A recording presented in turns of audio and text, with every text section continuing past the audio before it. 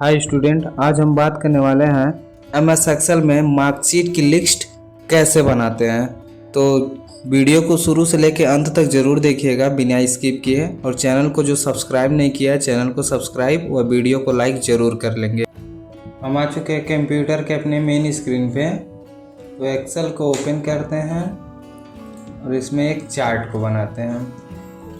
तो देखिए, सबसे पहले चार्ट को बनाने के लिए तो मेरे माइंड में पहले से रनअप होना चाहिए कि हमको वर्क क्या क्या करना है। देखिए, एक्सेल का मतलब होता है कि आपको काम क्या करना वो पहले से आपके दिमाग में चलना चाहिए।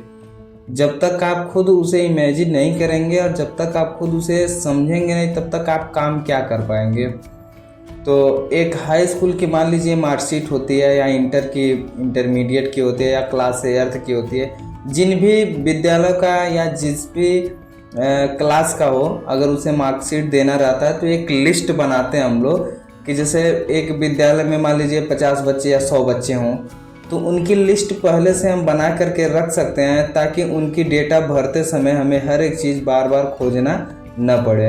और एक्सेल में काम का मतलब ये होता है कि आप एक बार डेटा को भरते हैं, एक को भरते हैं, तो बाकी लिस्ट में अगर 100 लोगों का नाम रहे तो एक साथ सबका रिजल्ट आप निकाल सकते हैं। तो उसके लिए हम सबसे पहले क्या करते हैं, पहले तो हम एक चार्ट को बनाते हैं। चार्ट बनाने के लिए पहले यहाँ हम सीरियल नंबर लिख लेते हैं। सीरियल नंबर कंपलसरी होता है लिखना। अगर आप सीरियल नंबर लिखते हैं तो आप अच्छे से हर चीज़ को समझ जाएंगे।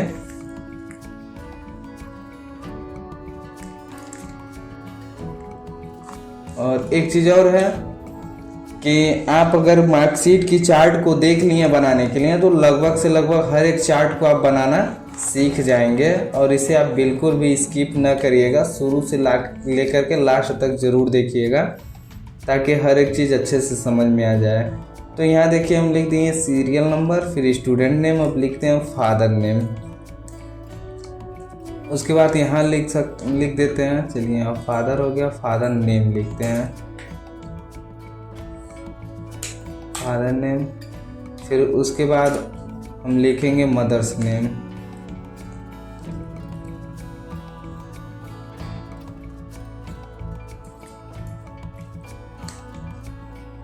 देखिए, यहाँ पहले लिख देते हैं स्टूडेंट्स, फादर्स। तो सीरियल नंबर हो गया, students name, fathers name, mothers name. उसके बाद हम सब्जेक्ट का नाम लिखते हैं। ठीक, तो सब्जेक्ट का नाम लिखने के लिए हम यहाँ से लिखते हैं, जैसे सब्जेक्ट हमारा क्या है, हिंदी है,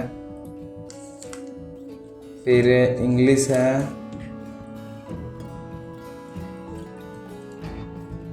फिर मैथ है,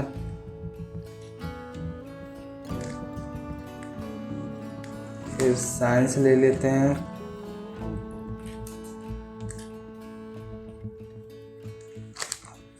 आर्ट ले लेते हैं। 5 सब्जेक्ट हुआ। हाई स्कूल में रहेगा तो 6 सब्जेक्ट, बाकी अन्य स्कूलों में या अन्य क्लासों के लिए 7 सब्जेक्ट हो गया, 8 सब्जेक्ट हो गया। जितना भी आपके पास सब्जेक्ट है सबको आप लिस्ट में लिख सकते हैं। उसके बाद आप सीधा आता है मैक्सिमम मार्क, मैक्सिमम मार्क। ठीक, मैक्सिमम मार्क का मतलब होता है कि पर सब्जेक्ट में कुल कितना मार्क, कितने नंबर का वो सब्जेक्ट पेपर है। जैसे साइंस भी हमारा 100 नंबर का रहेगा, मैथ भी 100 नंबर का रहता है। ठीक, उसी प्रकार से फिर यहाँ लिखते हैं हम टोटल मार्क। चलिए, टोटल मार्क हम दे दिए। उसके बाद आती है हमारी OBT मार्क। OBT का मतलब होता है ऑब्टेनेड।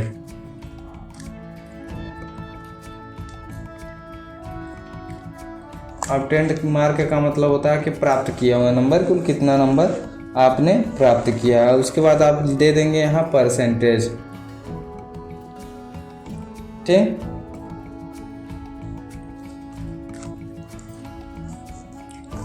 परसेंटेज हो गया। उसके बाद आप यहाँ सिंपल से चीज लिख देंगे रिजल्ट में यह दर्शाया जाएगा कि फेल है कि पास है। यहाँ आप डिवीजन भी दे सकते हैं, डिवीजन दे दीजिए। अब कुछ चार्ट में थोड़ा सा सुधार कर लिया जाए, क्योंकि चार्ट का मतलब होता है कि अगर चार्ट बने तो थोड़ा सा अच्छा दिखना चाहिए, हर चीज़ के लिए कुछ खूबसूरती होनी चाहिए।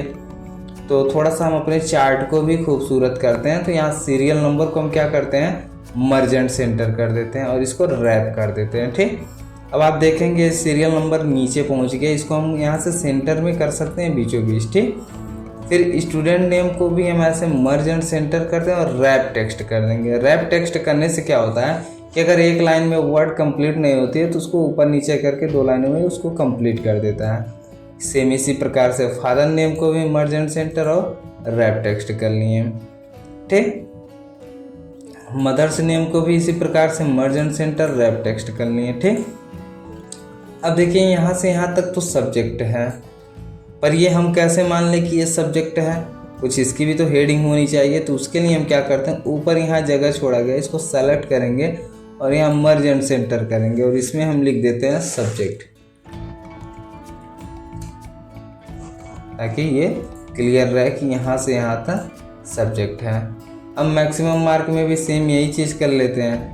तो यहाँ सिंपल सी चीज़, आपको फॉर्मेट पेंटर, अगर आपने MS वर्ड में वीडियो देखा होगा हमारा फाइल होम मेनू का, तो उसमें हम ज़रूर फॉर्मेट पेंटर के बारे में समझाया है, और वहाँ नहीं समझाया तो फिलहाल यहाँ पे भी देख लीजिए क्या होता है। फॉर्मेट पेंटर का मतलब होता है कि जिस जगह से आप फॉर्मेटिंग को कॉपी करते हैं और जिस जगह पे रखेंगे सभी जगहों पे सेम फॉर्मेटिंग कर देता है। ठीक, तो एक चीज़ तो गलती हो गया, यहाँ से हम करते हैं फॉर्मेट पेंटर और इसको,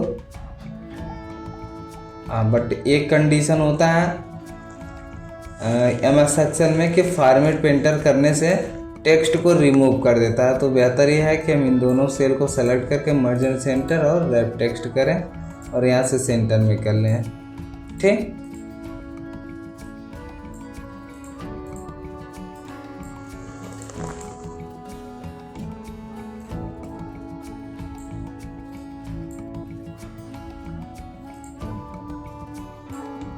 रिजल्ट को भी मर्ज and centre wrap text, division को भी मर्ज एंड सेंटर रैप टेक्स्ट। ठीक, अभी आप देखेंगे कि चार्ट पहले से थोड़ा अच्छा लगने लगेगा।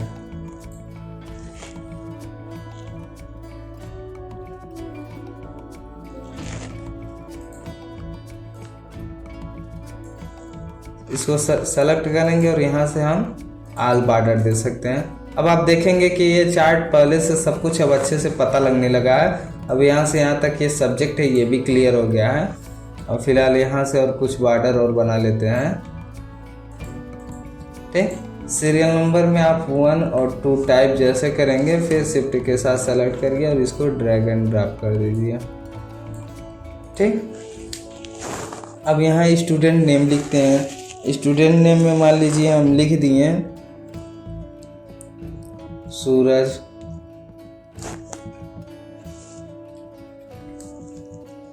सूरज हो गया, सुमित हो गया, अनिल हो गया, अजय हो गया,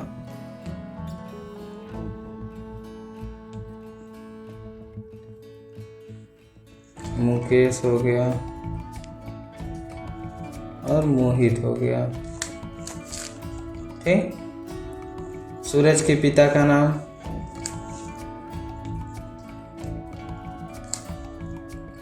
राजेश, सुमित के इसी प्रकार से सबके फादर्स का नाम हम लिख लेते हैं।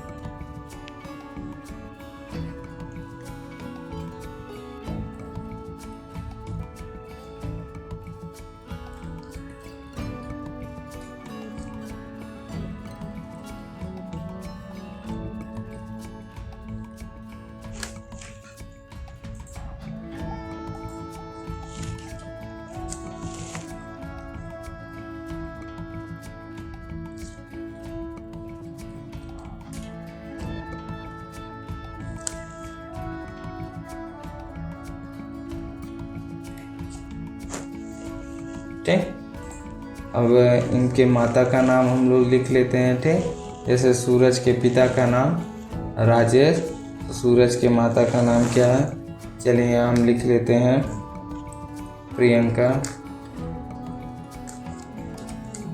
दिव्या,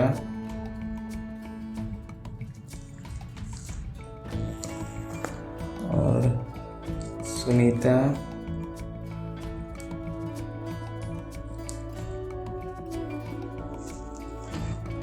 नेहा,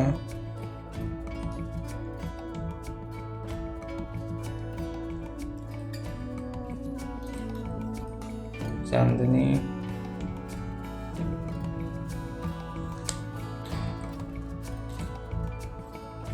पूजा। अब सबके मार्क को भर लेते हैं। ठीक,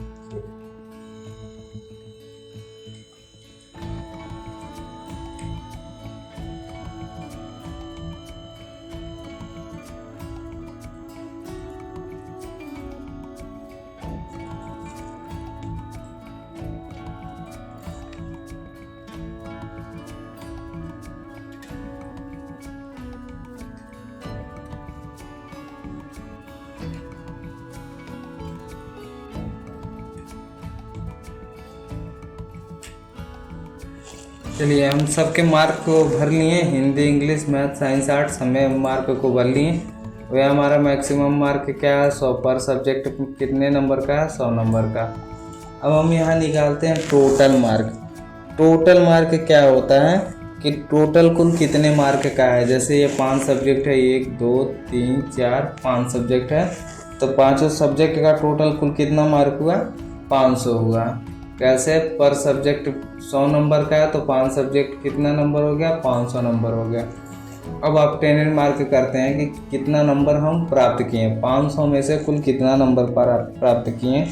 तो यहाँ पे सिंपल सी चीज़ एक फार्मूला लगाते हैं, बराबर सम ब्रैकेट में फर्स्ट का सेल एड्रेस लिखेंगे, यानी कि 75 से लेके 88 तक मार्क को जोड़ना है।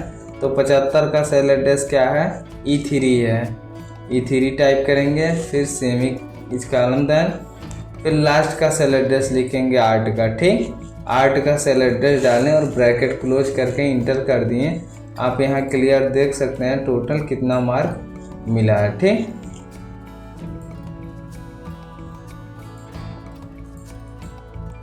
अब एक चीज़ ध्यान देंगे कि यहाँ पे ग्रीन कलर का टिक दिखा रहा है। इस ग्रीन टिक का मतलब होता है कि आप एक बार केयर कर लीजिए, एक बार देख लीजिए कि आपने कुछ गलत तो नहीं लिखा फार्मूले में। और जैसे ये क्यों देता है, अभी देखिए आपका यहाँ से लेके यहाँ तक केवल वर्क किया गया है, इन 2 सेल को छोड़ दिया गया है। तो इसीलिए यहाँ पे ये एक बार रिमाइंडर दे रहा है कि आप एक बार फिर से चेक कर लीजिए कि कुछ छूटा तो नहीं ना है।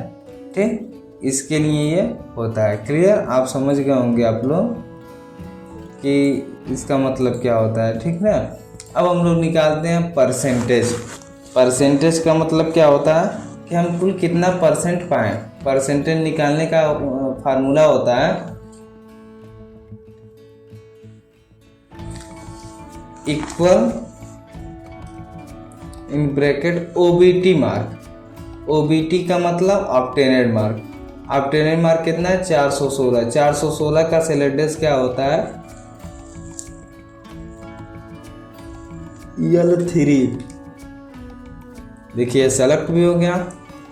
OBT mark by total mark, by का मतलब भागा, टोटल मार्क ये है, ब्रैकेट क्लोज गुणे 100 कर देंगे। आप देख सकते हैं यहाँ ब्याज 83.2% मिला है। ठीक, अब हम लोग फार्मूला लगाते हैं रिजल्ट के लिए कि पता कैसे चलेगा पास फेल। तो इक्वल इफ एक लॉजिकल टेक्स्ट फार्मूला है, इसमें बाउंडेशन के लिए पूछा जाता है ट्रू और फॉल्स के रूप में कि यदि m3 परसेंटेज है या m3 इज ग्रेटर देन और equal to 33 comma double inverted comma में pass, double inverted comma close comma fail.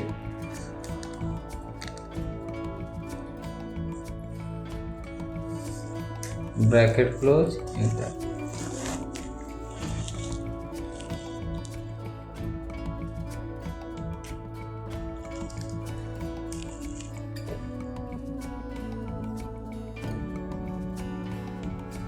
ठीक, कुछ एरर लिख दिए थे, स्पेस वगैरह लग गया था इसलिए वह वार्निंग दिया है।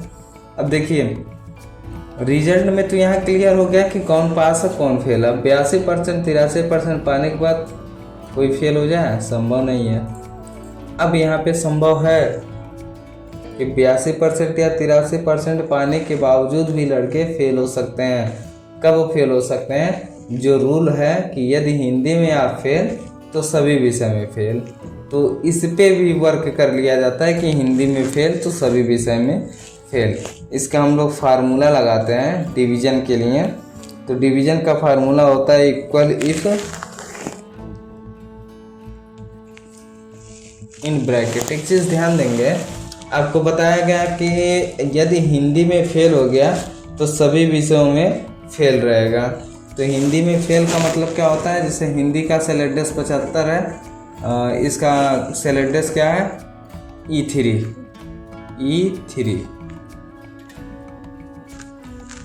इज लेस देन और इक्वल टू 32.9, यानी कि E3 जो है वो 32.9% से अधिक नहीं होना चाहिए और ना ही कम होना चाहिए। ठीक, अधिक तो हो सकता है पर कम नहीं होना चाहिए। यदि कम हो रहा है तो इसमें रिजल्ट क्या होगा? कामा लगाएंगे, डबल इन्वर्टेड कामा में पास, फेल लिखेंगे। क्यों फेल लिखेंगे? क्योंकि 32.9 से कम या बराबर जो पाएगा उसका रिजल्ट क्या आएगा? फेल आएगा। फिर हम कामा लगाते हैं जनरली और फिर से यही क्वेश्चन को, यही टेक्स्ट को फिर से हम लोग लिख देते हैं। ठीक, तो फिर से लिखने के लिए क्या हो गया? तो इसको कॉपी कर लें। चलिए आगे और ऐसे लिखते हैं। ठीक, कामा देने के बाद हम क्या करेंगे? इफ का प्रयोग करेंगे फिर से।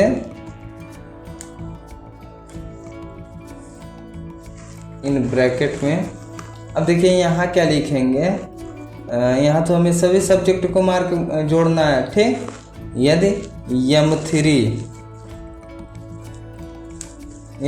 न करके हम लोग मार्क पे आते हैं, यानी कि L3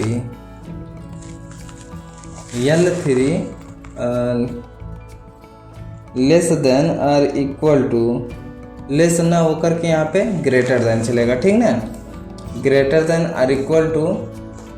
अब जितना भी हमें बाउंडेशन देना है, जिस चीज़ के लिए बाउंडेशन देना है उस चीज़ को यहाँ टाइप करेंगे, जैसे 360। ठीक, ये इसका मतलब क्या हुआ? L3 यानी ऑब्टेन्ड मार्क 360 से बड़ा या बराबर होना चाहिए, यानी कि 360 से कम नहीं होना चाहिए। ठीक,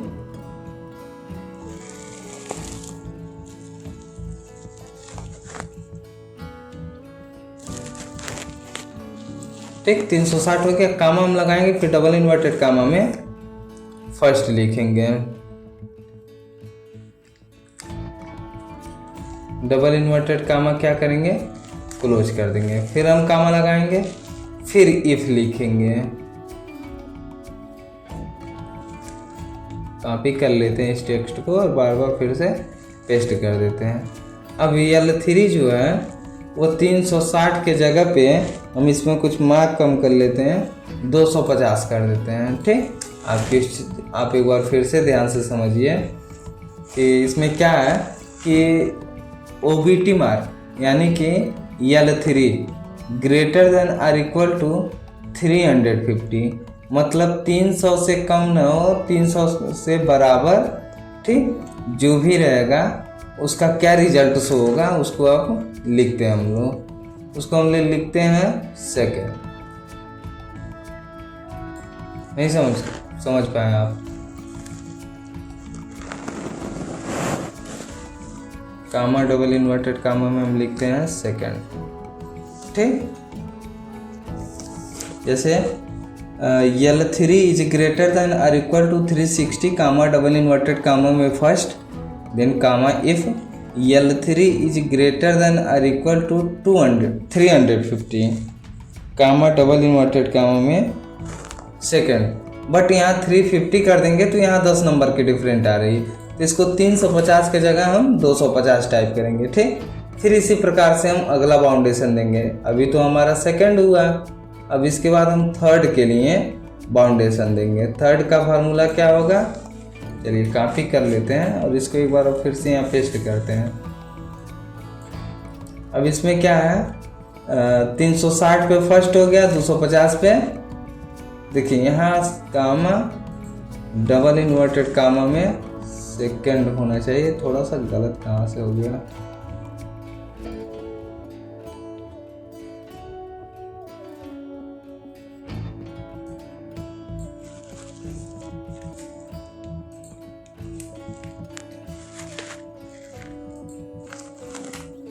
देखिए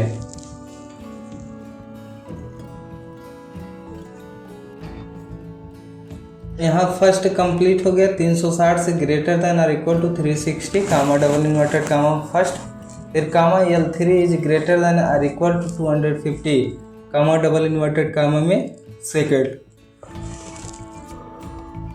फिर हम लिखते हैं comma if L3 is greater than और इक्वल टू, अब कितने पे बाउंडेशन दिया जाए, 185 बाउंडेशन कर लिया जाए।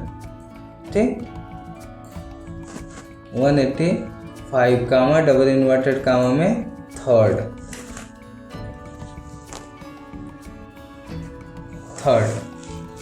कामा।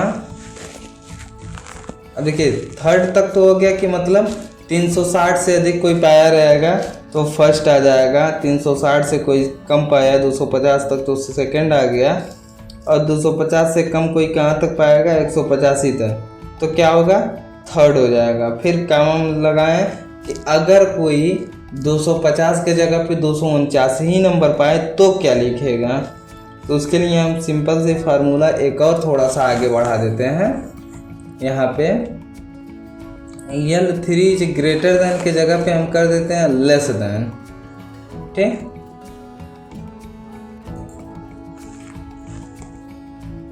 Less than 184,